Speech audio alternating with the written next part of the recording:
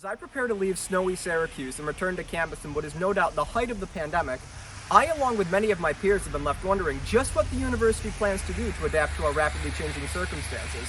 Earlier this week, I spoke to COVID response team co-leads Kenna Grant and Christy Santos to get an idea of just what we can expect in the upcoming semester. We're ready for the spring. I think too, spring semester is going to just be a lot different from the fall in that we're testing more and there's other things in place to help us stay on campus. Like last semester, taking steps to ensure the student body stays healthy so that we can remain on campus is a key goal of the COVID response team. Over the past few months, the team spent time re-evaluating the close contact system in order to prevent students from being unnecessarily placed in isolation in flooding quarantine housing. So there's 3 levels of contact. Anyone who's a low to no risk, who's determined by the medical team, there's no need to quarantine. But if a close contact is someone who, usually what we found last semester was roommates, like direct roommates, teammates, people that you've had like really long direct contact with are close contacts, and medium risk contacts maybe are suite mates. Kenna made a point to highlight that Uhart will continue to follow the standard of 14-day quarantine periods despite the national recommendation dropping to 10 days. She and the COVID response team believe this is far safer than the alternative. We just don't know with the continuation of the virus when people will start to be symptomatic, or if at all.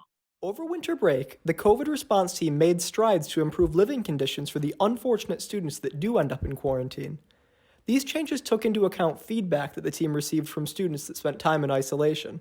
Kenna let us know that caffeine lovers can rejoice because every isolation unit is now equipped with coffee makers. We're constantly taking the feedback and modifying what we do.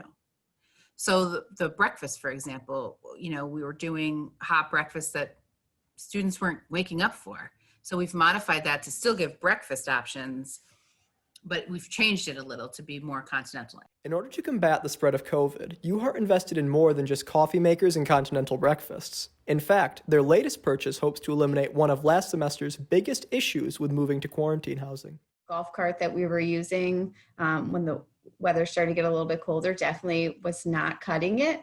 So we've purchased actually an ambulance, which we're going to use as a COVID transport vehicle, which has heat. It has, the proper social barriers between the driver and the student being transported. So we learned that the faster we can get that student into quarantine or isolation, the less chance we have for transmission to other students. In accordance with Connecticut state guidelines, COVID tests are going to become a lot more common this semester. We've increased testing to be in accordance to what the state is requiring of us, which is 100% of the population. So for the month of February, we're going to be testing everybody and entry testing as well. At any day, Monday through Friday, we're going to be testing upwards to maybe 600 students a day. Towards the end of our interview, Kenna and Christy took time to reflect on some of the lessons that the COVID response team learned throughout the unprecedented events of our first semester. We learned that, we're all one team. We have to just keep pushing forward. This is just unprecedented for college campuses in general. It's completely changed our delivery system for both classes and auxiliary and everything that we do. So what are ways that we're learning to connect with students to just make the experience better? I think we are very well prepared. If we need to proactively shut down an area or have folks quarantined in place, we can do that. Well, I, for one, feel like we're in good hands, and I'm certainly looking forward to heading back to campus. With vaccines on the horizon, it's only a matter of time before we can put this virus behind us. But until then, we have to make sure to follow all COVID guidelines to ensure a safe and full-length semester. This has been Charette reporting for STN Channel 2 News.